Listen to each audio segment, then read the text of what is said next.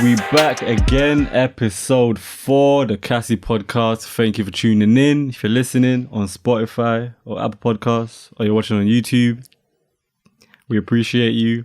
I've got a special guest here today, good friend of mine. Hello, How you doing, Nikol? thank you for having me. Good. Thank you Happy for to coming. be here. It's good. Now, you are the first female on the Cassie podcast. So, there's that. I always plan to bring females on. There's a couple more people that I have in mind, but I never, because like the first 3-4 are guys, and I never want people to think like, oh, what is he like? Just a football thing or guy stuff. Just guys, but nah, I got a wider selection of friends. Prepared. No, I appreciate you coming. How are you doing? You good? Yeah, no, I've been okay.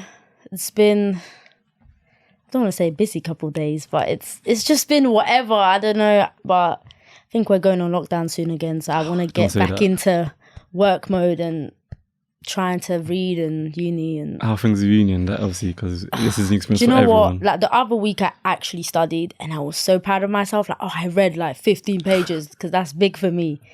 But then yeah, I think like 2 days after doing that I was back on like just not doing it. So Oh, you have stuff online as well? yeah, like it's a once a week on a Wednesday, it's like a dissertation module you come in for. So this week I didn't have to go and I was very happy about that, like not spending money. So I just booked the next week instead. But yeah, everything else is online, but I have Mondays off, which is okay. But yeah, it's just that random dispersed times. So it's like 11 and 2 to 4 and I just feel a bit trapped, like, because I'm job hunting as well. It's very like techie, trying to get jobs, because then everyone's trying to do full time and I'm just like, listen, like, I'm a student. We need jobs too. Like, what are you talking about?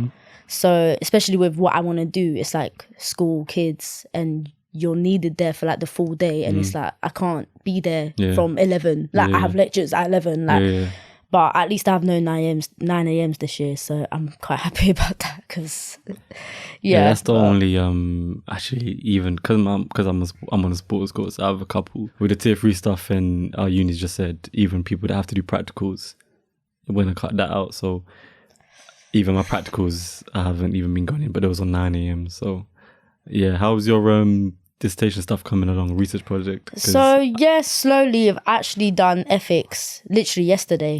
I need to do that. My research stuff, for people who don't know, dissertation is your last year of uni. The big thing. You do your own independent research project, which is your own thing that you go out and it's your own idea and you can go research on whatever you want to do, but there's hella steps you have to go do, and it has to be approved as well, so you can't just pick anything because it might not be appropriate, or it might not get approved by your supervisors, or some universities have specific, like, you can't do this, you can't do that, so you need to make sure that it's something that it's running by the uni, because it's all obviously, it's the uni's reputation essentially on the line as well. So it is a bit tough. Like for me, I like doing stuff I want to do, there's a lot of stuff I'm interested in, but when you tell me to just think of an idea, I'm lost. Like thinking on the spot for me is just like, well, I like this, I like that, but how do I make this into an experiment, to a dissertation? I don't know what I want to find out. I have no idea. So even my uni, there was bare people that I knew that, you know, they took them time. Like I know a friend, shout out to Anne, I know a friend, she was sitting there one time in the library, she was taking hours. She was like, what do I do? I was like, I was laughing at them because I'm the opposite. Like, as soon as I thought about it and I realized we have to do our own research thing, I didn't know exactly what I wanted to do, but I knew the field that my thing was going to be in. I knew the field was going to be in. I knew I had the idea of what it was going to be about. So, like, I'm the opposite. I knew straight away. Yeah, I had straight away an idea what it was going to be. I was like that. No, it doesn't work that way. But I just realized you have to just, because it's long. Uni's long, like, so you've got to make sure you're doing what motivates you and what you love. Because some people, the worst thing you could do is pick something to research about. Even if you talk about uni, even if you talk about life, pick something to do for work, and it's something you don't want to do. And after there's a point, you're going to hit a wall, and you're going to be like, nah, and it will slow you down. It will waste a lot of time. So much time. And it's easier. The tip they give you is do something you're interested in. But along the lines, I remember going to the first face-to-face seminar, you know, the once a week one. Yeah. And I actually felt better. I came there with a bit, you know, negative mindset, like I still don't have an idea what I'm doing. Oh my God, rare. And then the teacher said, show of hands of who's got their topic. And, you know, they love asking that. Literally no one, like maybe like 3 people had their hand up. So I was like, okay, all right, cool. Maybe 5. And then she even told me after, because I had a little like panic session. She was just like, listen, these people that put their hand up to say they know what they were going to do, they're going to change their mind in about like a month. Yeah. And then they're going to have to change the idea. So I thought, do you know, that's true. Like, even me, like, I thought gender social media is something now I've added age into it so that I have a bit more of a narrow point of, you know, who I'm looking for, my participants and stuff like that. So I feel a bit better now that I've actually done the ethics.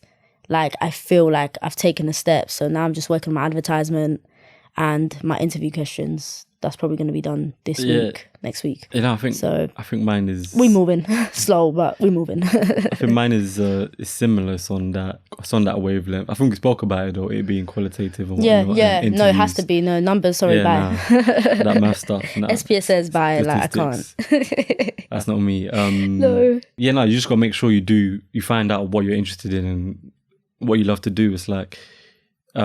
I think I've told you about this. So, like, even in life, like, because I was doing I was working in Sainsbury's, and at first it was fun. I enjoyed it. It was at first because it was a new environment. I was working with people that I enjoyed, blah blah blah. But then after a while, after months went by, it's repetitive, isn't it? I was like, fam. And I was only working because I was studying at this time as well. So I was only working part time 2 days a week. But on the eve of the day, I have to go into work after dread. Because I joined December to December, so I was there for the whole year. So when it got to about October, now September, around that time, I'm just like, bro, I don't want to go in this place, man. I'm dreading it, yeah. And after I left that, it was like, that was the first time I've really understood, like, don't waste time doing things that you really don't want to do, especially if it's for something like money, like it pays well. Because what it takes from you is... quick route to unhappiness, I'd say. What it takes from you... Oh, mate. What it takes from you is so much more worth it than the money you get. Yeah. And after that, I said to myself, I'm never going to go in a job again. This was like 2018. I left it, December 2018. So after that, I said, I'm never going to get a job again that's going to pay just for money. And then, like 6 months went in 2019 and I had no job. Listen, I've been there as well. Like, the year was a bit tight. Like, what am I doing with myself? Like, Nikol, you need a job. But I'm at this point in life. The older you get, you obviously realise, like, I can't just be doing something I don't like. The last job I had, I was working in a law firm, admin stuff, alongside lawyers. You know, it was a busy place, but I was always moving and I liked that. So I was just thinking, now that I've worked alongside lawyers, I can't be going to no Sainsbury's job. Money's money, but I know what I'm capable of. Yeah. Do you know what I mean? I've actually worked this busy place where my boss was like, you need to pay attention, you need to do this, you need to do that. And I was like, okay, well, now I can handle that. So on to the next, like, what do I actually like doing? Do you know what I mean? Because even that job, like, it did get repetitive, but day to day, I was working Monday to Friday. So, like, different days I would do different tasks. But I was always on the move either way. So it's like, now I'm just like, well, I know I like kids, so I want to do that. That was my first ever job. I was working like as a TA. So I know that's my passion alongside music, other stuff. So I know like that's where I'm at right now. I'm not trying to go and make excessive effort looking for a job that's not to do with that. But obviously it's a challenge, like what you said in your last episode. It's like, you know, people expect you to have qualifications and stuff like that, and it's just something we don't have yet, you know. Like, with patience, with positivity, you find places that are, you know, because people know that even students, underqualified people, you still need jobs, you still need work, and people are aware of that, but you need to look for the right place that will offer those, you know, flexibilities to you. You said after the law firm thing, you was like you need a job, but you wasn't on trying to go to no Sainsbury's team. How important do you think that is for you to understand you're not just going to jump into no, let me just stop picking on Sainsbury's, that you're not going to jump into no like supermarket kind of job, like retail kind of job, just because you need a job? How important is that for you to understand what you really want to do and go for it? How important? Because I see some people now, and I know some people, like, I ain't gonna name names, but I know some people, like, and I just like to like watch people, look at what they do and like in their lives. Definitely. And I see some people now and they're working and that, like, they're earning their money, whatever. But I'm looking at them, I'm like, what are you doing? Like they're working. No, they're working, but I know then what the job that they're doing is not what they're what they want to do for their whole lives. They don't look happy, yeah. So I'm asking them, like, I'm not asking them actually, but I'm in my head. I'm thinking, Like, go on for you. like, What's going on? at what point are you gonna think, let me go? Because it's like one of the most annoying, even though it shouldn't really annoy me because it's not my life, but it's one of the most annoying things for me where people don't really go for or don't even search for what they love or what they make the want to effort do. Yeah. Because that is like, when you find that out, it's like, It's sad. so much more stuff becomes so much, a lot of things become a lot easier. It's a lot more hard work. Like when I left the Sainsbury's thing, and I was looking for a job in coaching because that was part of my life that I wanted to do. Like the first 6 months I was looking for a job in coaching. I didn't find anything. So the first 6 months was doing nothing. Like I was studying at uni, but that was it. Yeah. And in some sense, it is harder than working in Sainsbury's because there's much more that you're battling. Like, yeah. You're thinking, should I go back to Sainsbury's? Like, you're battling yourself. Like, am I on the right path? That thought would definitely cross your mind if you can't find a job in a set amount of time. You think, like, I think it's also like, you feel kind of, I started feeling really useless. Like, I started feeling like a bum, low key. I was like, what the hell am I doing? Listen, even like, think about that now. Think about the world we live in and the society we live in. I'm a guy. So, and obviously, I'm not like in that, let's say specific in that 6 month period, I didn't have a job. I wasn't like, I'm still talking to people. I was still chatting to girls, but like I'm a guy and I have to keep this. Yeah, there's pressure for you as well. Exactly, to do this 100%. Thing and have this thing. But I'm like, I ain't got no job. Like, I ain't got no income coming in like for the first 6 months. Gets like that. So I'm like, bro, so you're saying you felt like a bum, you feel useless. That. Imagine being a guy and you're expected to bring these certain things to the table, and I'm like, fam, I definitely feel bad for guys because I know that there's that pressure, especially coming on social media. So let's say, I have a free day because I'm not working and I'm surfing on social media, and there's all this like, get your money up, these quotes like, if you haven't learnt the skill this quarantine, what are you doing? And I'm just like, bloody hell, like, leave people alone. But you kind of be like, deep down you're thinking, nah, like, it's that right. Do you know what I'm saying? Because you want to be productive no matter what you do. But there's definitely pressure, but you have to, what made me feel better, like at one point I was trying to apply for at least 2 jobs a day. I was on Indeed, bagging it out. At one point I even saw a warehouse job, mate. I clicked apply. There was a point I was looking at warehouse jobs as well. What's that? There's no way I'm working in a warehouse. But I clicked on it anyway. Times I get phone calls like, it's from this place you called to apply for a job. And I was like, remind me what place. I've applied for 6 jobs this week. I have no idea which one this is. You need to let me know what's going on. But a lot of these places, I've realised job hunting, people are so unprofessional. Like, I applied for this care home and I had the phone interview. It went so great. Do you know what I'm saying? When you just know they're impressed with you, you're tuning in, everything. I had the next step. I advanced to the next step. That was that online test, literacy, numeracy. I actually did better in maths than literacy. I couldn't believe it because English is actually my strength. But so I was feeling really positive. Like, I'm going to get this job. I'm going to be a caretaker. Yeah, great.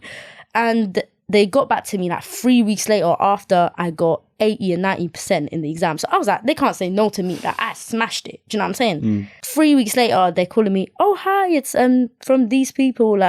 We just had we've had some complications. We had to relocate because the place was in Stanmore.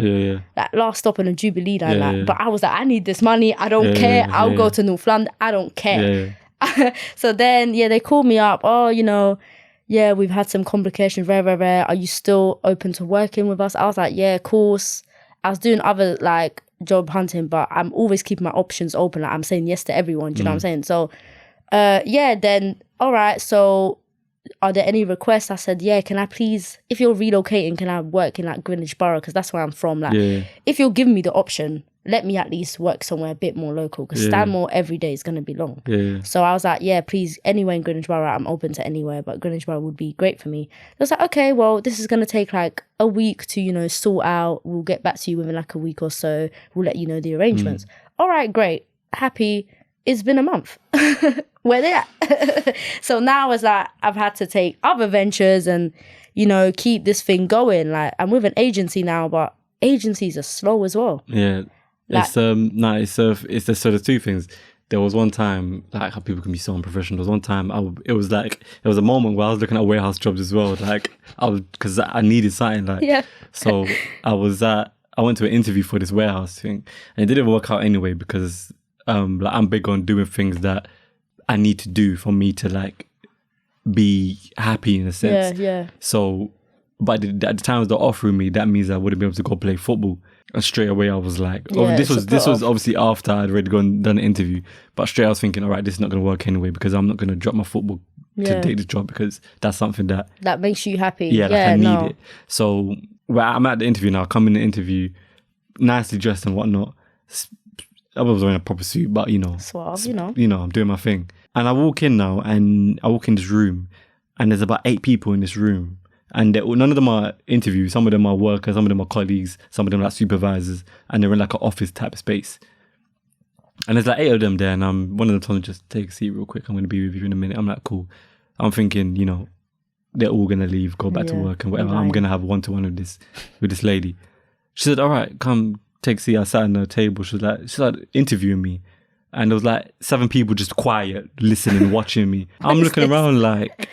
I didn't say it, but I'm looking at like, this is an interview. Like, how is this supposed to be an interview and give someone first impressions? And there's 6, 7, 8 people in the room. That's very distracting. I was like, it was off-putting for me. And then on top of that, like I said, she told me times anyway, and I was like, I can't do that because of football, so I left it anyway.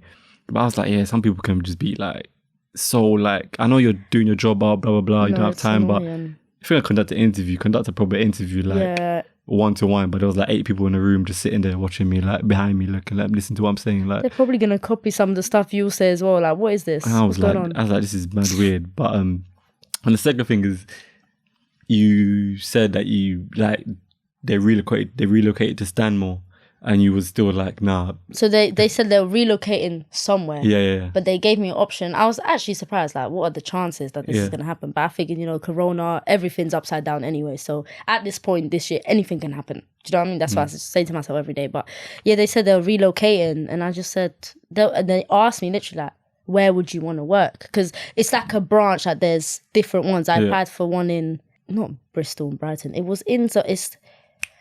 Brent or somewhere in North London, Borough, somewhere it started with a B, so there was 2. I applied for both. Stanmore's the one that got back to me. So then, as soon as they asked me that, I just said, anywhere Greenwich Borough, I don't care. So that's good, because some people, like, it annoys me as well, because some people, I know they want to do something, but you tell them it's in this place, and they'll be like, nah, that's long, I ain't going there. I'm like, how much do you really want it? Because like this ish ain't gonna come to come to your table. Like where I coach is I'm all like I coach in North London, North East London.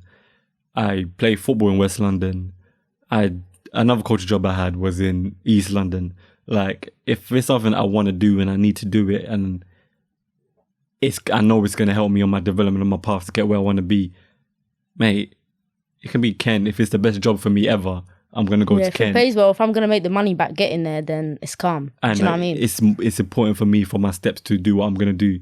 I had to go, for my coaching course, you have to go do, before you do the actual coaching course, you have to go do something called first aid, like level 1 first aid kit. So you're aware of how to maneuver around if something was to happen. And safeguarding, so being safe around children and whatnot. And I went to go do that. I did 2 of them in different places. Sometimes you do it in the same place. One of them I went and did it in Romford, but the other one I went and did it in Kent, because the FA have a bunch of places in London, but I want to do it ASAP as soon as possible, and the ones in London were all booked. I couldn't go to the ones in London. If I had to wait for one in London that was close, I had to wait like another couple months. No, bye. So I was looking at other fair enough close places, and for one of them I had to go to Kent. And I thought, if it's what I gotta do, it's what I gotta do. So got the train, bought a ticket, went to Kent, this was the first aid one, did the first aid course I had to do. It was like 2 hours. So I'm traveling for like 2 hours to go do a first aid course for 2 hours. And then I'm traveling back home for 2 hours. And it was long as hell, but it was something I had to do. And some people just like, it's like, they say they want to do something, but when it comes to something like traveling far for it or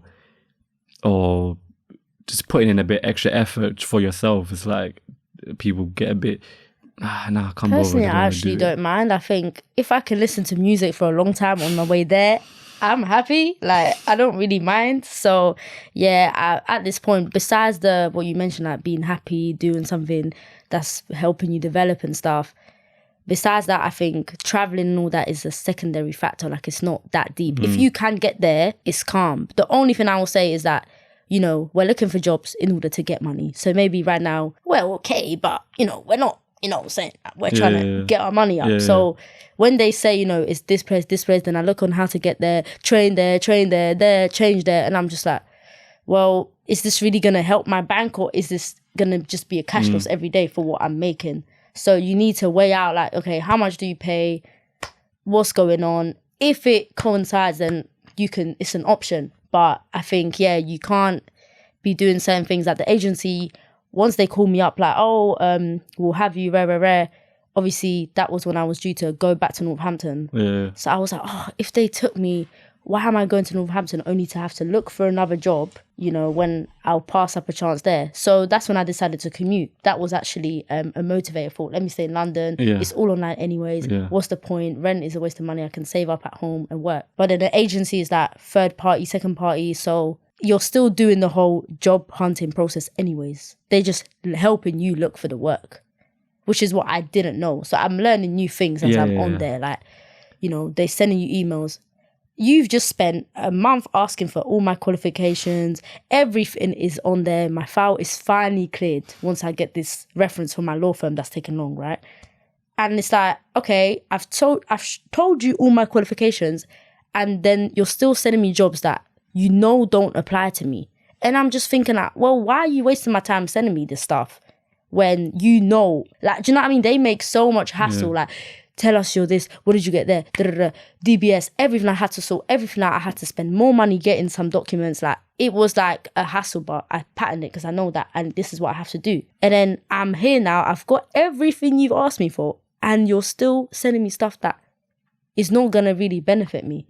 But now it's just like, it's just the way it is. Like, because it's a big agency, like, every time I get a call, it's someone else. Yeah. So they don't know my situation. But it's like, look on my bloody file. Do you know what I'm saying? Now, why are you wasting my time? I've said part-time 3 times. I've said it to Andrew, I've said it to Margaret, I've said it to whoever, Tom. And then I get an interview, I'm going to smash the interview, private school thing. The next day, we loved you, but we wish you was available more. Like, you know, we need a full-time worker. Bro, I said part-time on the 3 times, and I still had to go all the way to Maida Vale just to smash the interview, get my hopes up. It's just with age. And then it's like, I couldn't take the job because at the I'm in uni still. I'm telling them all, I'm still in uni. I can't do Monday to Friday. I just can't. And they still do you know what I mean? So where is third party? I've said the biggest disadvantage is it goes through so many people that the one person that's like taking over your file, they don't even know you. So it's like they get things so mixed up, and you're like at this point, do you even know my name? Like, do you know what I mean? Like, just read what I've given you. You've got my CV, you've got everything on there. Like, why can't you? So it does get a bit frustrating, but it is. My advice is just you have a positive mindset.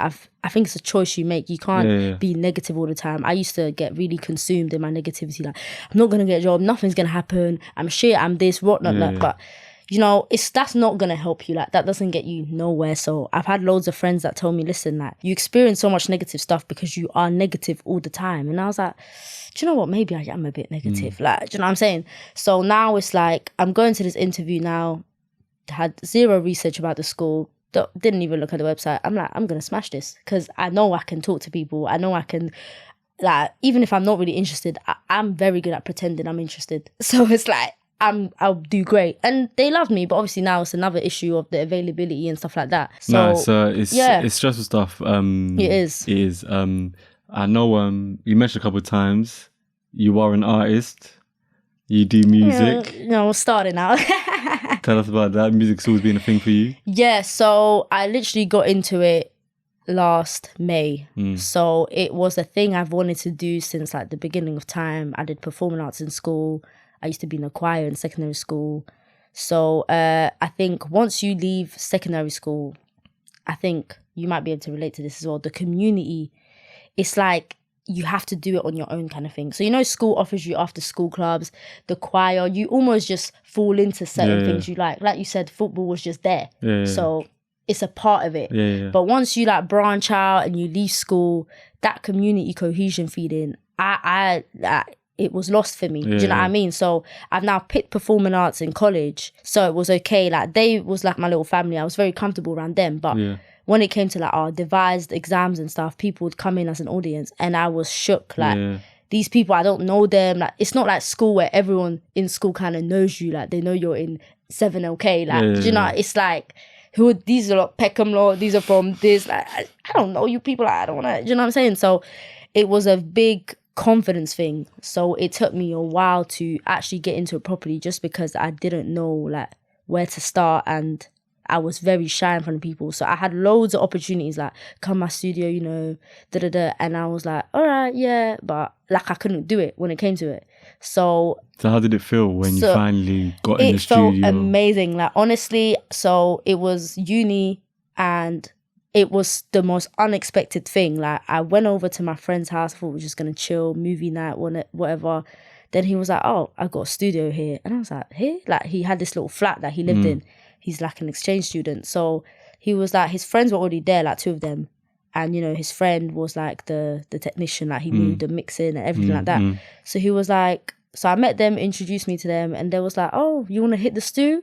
And I was just like, "Nicole, don't say no to this. Don't turn it down." Like I said, yes, I want to hit the stew. I'm like slightly shaking, but I'm like, I'm doing it. So then the way it is, I think you have to be around people that, even though I just met him on the day, but it was like I already felt comfortable because I knew he was my friend's friend. So because I know my friend, he's woke and all this stuff, he gives me all these motivational speeches, I'm kind of feeling like your people are going to be on your level as well. So I'm not really feeling that I don't know you type of thing. I feel very like, Nicole, just do it. Do you know? And the approach they had was like, we're going to slap a couple beats on and just let us know which one you like. And then we'll go and top line on it. Top line's basically that you're literally freestyling, you're saying anything. You don't need to say words, just whatever comes to your mind, and then you fill in the gaps later. So that's my best tip for songwriting. So I was going to ask you, how did the process come so easy for writing your own songs? It felt free. Like my first thing was literally so simple. They put a beat on, I was like, all right, let's do this one. Now you see me, now you don't come back if I said you won't. Na na na na na na na na. Like whatever. Do you know what I mean? We didn't even use that song, but the point is that's where it started. So now that little song's always in my head. Like that is my first time I went on the mic and I heard my own voice. And at first I was like, I cringed, but now I'm like, I literally did a studio session the other day, 10 hours straight, 8 to 6. I was knackered, but yeah, like I was like, that sounded amazing. Like, can you turn it up? Like, I want to hear it again. Like, so I think, they've literally become like my family. Like, it's like a thing where I can do anything around them because I'm too like comfortable, and they know that I'm good and I know they're good. So it's like, it's literally the vibe is always there. We're always ready to work. So my advice is, you know, find someone you're comfortable around. If they do music, you know, it's great. Now the old people hit me up because they obviously see I've posted small stuff on Insta, and they're like, "Oh, so you do music now?" I was like, "Yeah, I'm back. Like, hit me up." And now I'm confident because it's like I want to work with you now. So the people I've turned down now, I'm like, "What's happening?" Do you know what I mean? So it is a slow process. Like I've realized that when you want to do it for real, like it costs money. Like mastering is like £80, £90, but then I'm just like, there'll be a time I'll definitely do it because you know it's what I want to do, like even alongside other things. Because like we're good friends, we know each other for a while now. I feel like the biggest thing about it was that you found, because I didn't know you always had a thing for music. I kind of knew you listen to music and we both have similar tastes in music, but I didn't know you had such a love for potentially wanting to make your own music until you started doing it. And I heard the first song and I was like, no way. It came out of nowhere, literally. I was like, no way. Like, she's something like this. So I think I was more than happy that you found something for yourself that you love, which I feel like is the most important thing for people. It's very valuable. I think that same day I left the studio, I felt so much happier in myself because I felt like I was a step closer to like being who I want to be. Do you know what I'm saying? I felt so motivational that day. I felt like be who you want to be. Be who I want to be. If I work hard at it, or something like that, I'll be what I want to be. J. Cole? You probably know if it's J. Cole though. I think it was I don't remember. But I'd say it's important, man. It is so important. Like it got to the point I was too shy that I didn't even tell people I like music. Was you with them people and they're like, all right, sing then. And I was like, well, I'm not going to sing. Like, I'm shy. So I would just be like, oh, nah. But it's like I'm lying to myself. Yeah, I'm lying to people right now. Now I'm just like, yeah. So even though I might not sing on the spot, I'll be like, play you one of my tracks. Like, make it easy. Like, I don't have to sing, but you just hear how I sound. So that is like a way to just overcome. Like, it's just baby steps every time. Like, I realized I used to beat myself up a lot. Like, oh, I'm not here, I'm not there, I have so much way to go. But I've realized, like, since the beginning, it's slow, but I always get there. So I might get there, I might be one of the last people to get there, but the point is I've got there. Do you know what I mean? So it's slow with me, but like issues, motivation, whatever it is, money, whatever it is. But the point is I'm here now and there's no going back. Like, do you know what I mean? You've started this podcast, like it was out of nowhere. You said you wanted to do it. The next thing I'm seeing the episode, I'm like, yes, click on it straight away, like, share, watching it.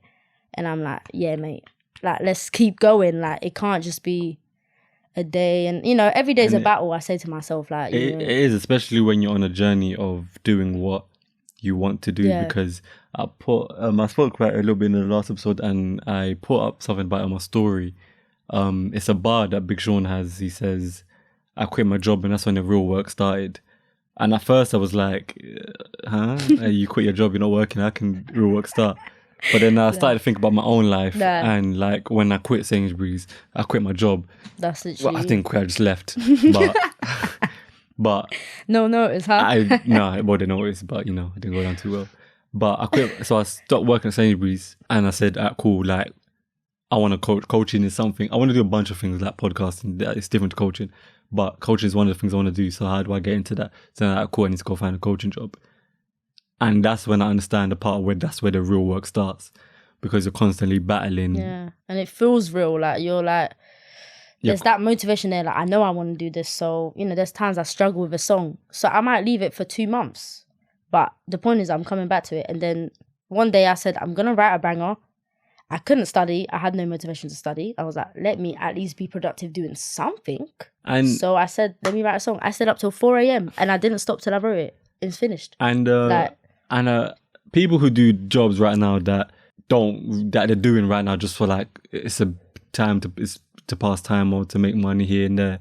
I want you to, even if the job's stressing you out and you do long hours, quit your job and chase your dreams. Then you will know.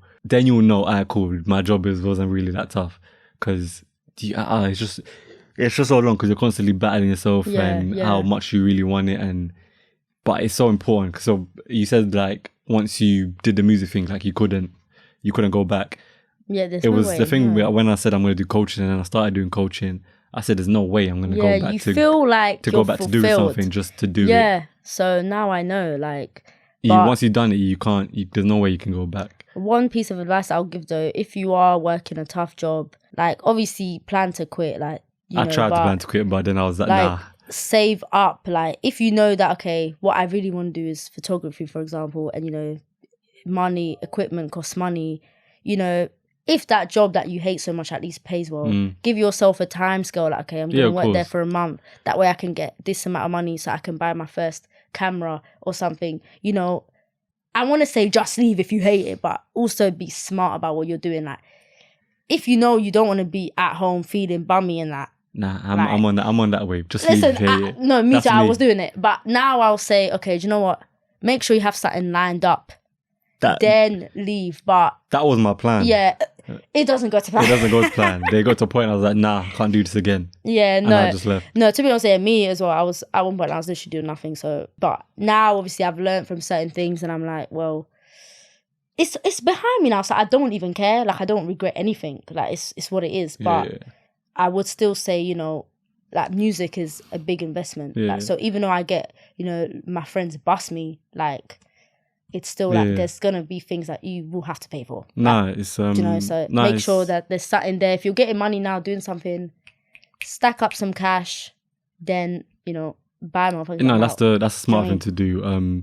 Now we we go back and we've had some amazing conversations, and there was so much that I had in my mind to get into, so much, but time's of the essence. And the beautiful thing about podcasts is, you know, Talk for hours. the beautiful thing about it is, you know, we'll get you back on easy, like work, and we'll get in some other stuff. But Definitely. I do appreciate you coming on. Thank you for having me. It's been very nice. Thank you. very nice. Tell the guys where to listen to your music, where to catch you on the socials and that. So Instagram, I'm NIK_BXO. Snapchat. No, Snapchat's a bit.